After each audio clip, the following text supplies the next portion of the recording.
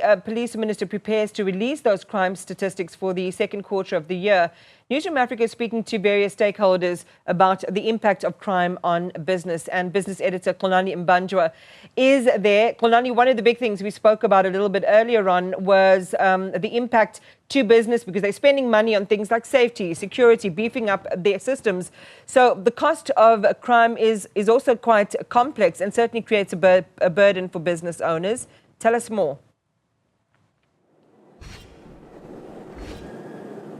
Good morning, Iman. Indeed, the adage goes that crime does not pay. But when you look at how the private security industry has grown over the years, you will know that investors are making bank when it comes to closing that gap that the SAPS has in serving communities and businesses, because the ratio in South Africa of one police officer to a number of South Africans is too wide when you compare to other emerging markets.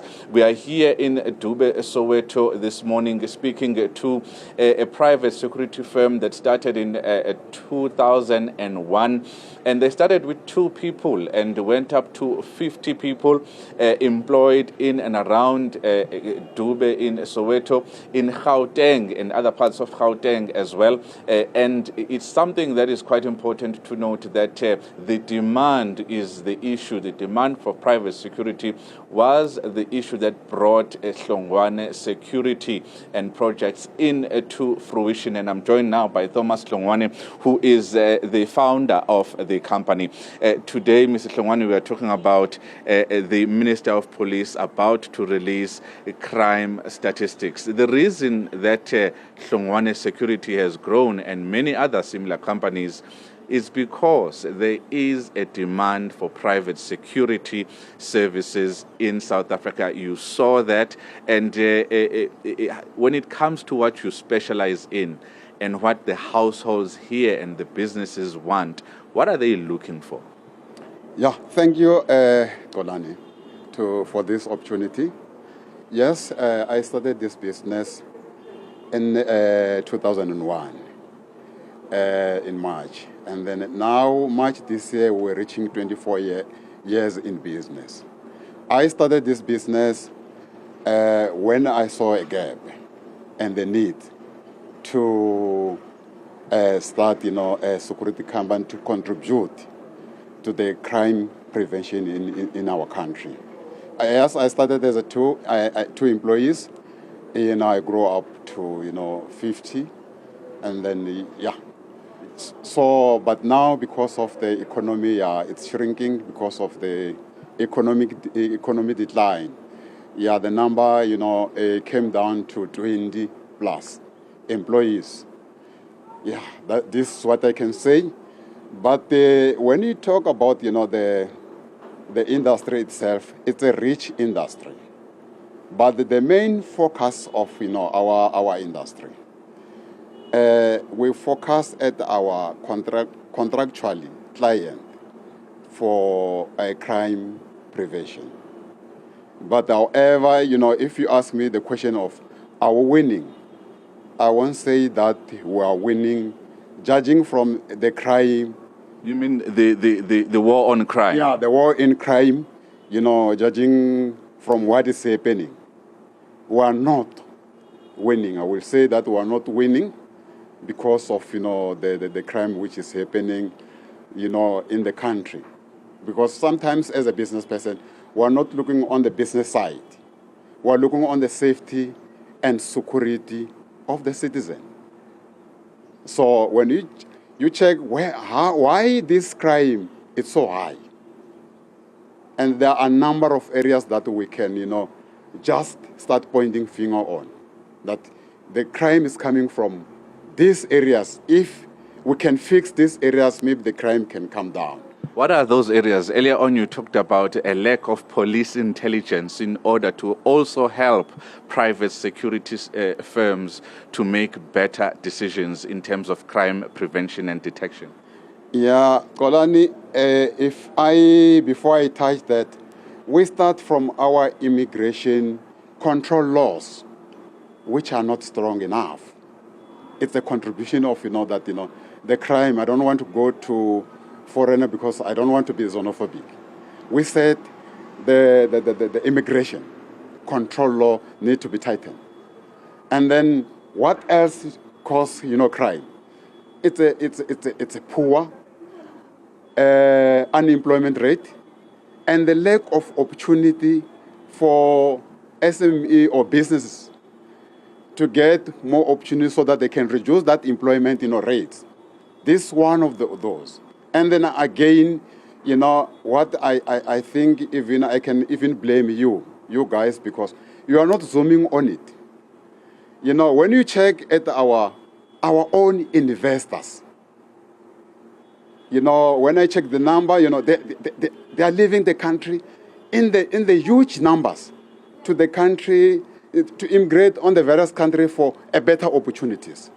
We are left with less investors in the country. And then our government, we even lack to train more SMME so that we can also, help them with the stipends to grow up their business. And we also attract our own investors to come back and then invest so that we can grow our own, economies. But what you are focusing in, what I said, you're not zooming it. You focus about our foreign investors, which is problematic to me. Because foreign investors, when they come here, it's all about the profit making. And they are not the panacea, to our challenges and the problems. They're not giving back to communities. Exactly. There's no social responsibility. They're here for profit. Let's talk about the issue of police intelligence. You were speaking quite strongly about that in terms of what the private security industry needs in order to inform the decisions on crime prevention that you actually need. Yeah, you are right, that precisely. If you check our intelligence, I will say that our intelligence, need its own ministry. And it must be removed from the presidency so that it can play a meaningful role, because now, judging from how they operate, it looks like they are saving individual rather than saving the nation. I will tell you about, the construct mafia. That it's very serious. It's a worrying something. It's a worrying something that, I know that, the police try to establish a sector to deal with extortion. But is it enough? Because even that unit, they rely on the individual reporting. People are not reporting because they're getting a death threats. So we need intelligence. Intelligence to help, that unit to root out all, the extortion. Let's talk about because you do risk assessment with the private security industry regulatory authority as well. What are households and small businesses where you operate most worried about when it comes to crime? Yeah, thank you. It's one of my specializing with, the security risk assessment. And then less than, I think it's a month and a couple of days, I'm coming from a counter-terrorism awareness workshop organized by the SIRA to deal with, terrorism in the country. As we're heading there, it's already there. So I will, I appreciate what, SIRA did that. But, if you check with the household, and then, the household challenges is still very huge. It's in the security sector, as I said, in the security sector, when I said we are focused on the constructually, clients to deal with crime. And then you will find that if you check June and now this quarter, the quarter of the year, it's the crime increase in the residential. Crime increase in the cash and transit. That's why I said no. If you ask me, are we winning? I will say that we are not winning. We are not winning.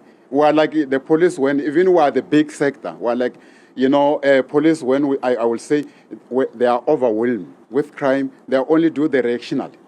we only react the way how crime is happening, because crime, affect everybody, either poor or rich, who are affected. But on the rich side, I know that they use all this technology to protect themselves. But the poor, if they don't have those those equipment, they suffer. They're the ones who suffer the most. Mr. Xolani, thank you very much for your time there. Thomas Xolani of Xolani Security saying that we are not winning the war on crime, even when we are the private security industry closing that gap because of a lack of intelligence from the police side. But number two, it seems the police are reactionary to crime. They do not detect enough crime. And he says it is also quite important for the police minister to make sure that crime intelligence is beefed up, to make sure that they help the private security industry to detect crimes much faster when it comes to different areas in the country. Back to you in studio, Iman.